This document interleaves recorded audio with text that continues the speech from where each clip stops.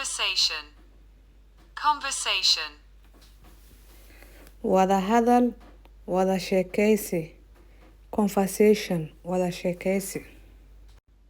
Hello friend, how do you do? Hello friend, how do you do?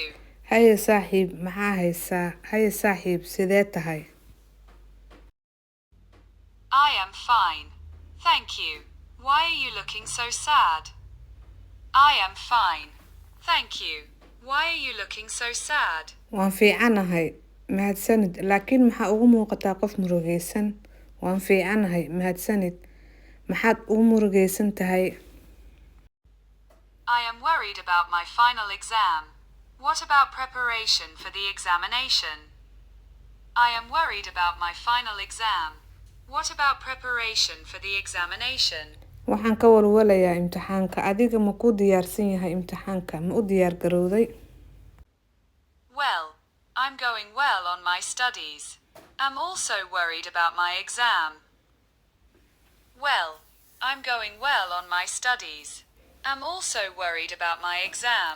Hagaag si wacan ay iigu socotaa waxbarashadayda. Sidoo kale waxaan ka walwalayaa imtixaanka.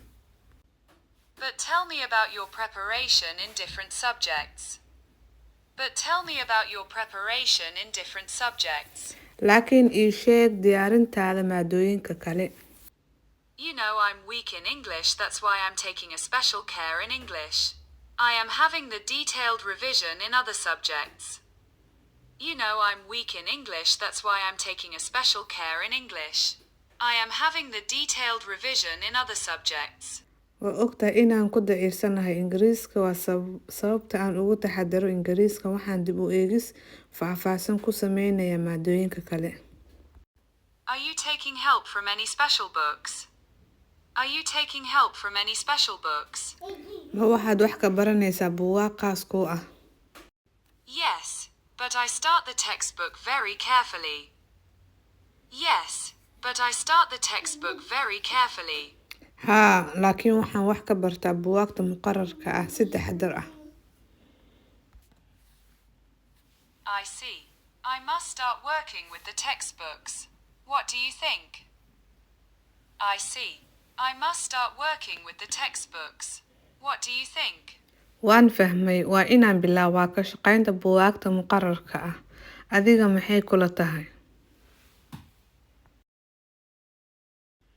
Yes, I think it will be very helpful, not only for the English but also for the other subjects. Yes, I think it will be very helpful, not only for the English but also for the other subjects. Haa, waxaan u maleynayaa in ay aad kuu caawin doonto. Ma ahan maadada Ingiriiska oo kaliya, sidoo kale maadooyinka kaleba. Thank you for your supportive suggestion. I wish you good luck. Thank you for your supportive suggestion. I wish you good luck. Waad ku mahadsan tahay taladaada taageerada ah. Waxaan kuu rajaynayaa nasiib wacan. You are mostly welcome. You are mostly welcome. Waan ku soo dhaweynayaa mar walba. Waan ku soo dhaweynayaa mar walba. Haddaad intaas soo gaarto waa mahadsan tahay. Muuqaalka hadduu ku qanciyo like saar oo share dheh, subscribe na dheh. Hadduu ku qancin inta waa iska dhaafi kartaa. Bye bye.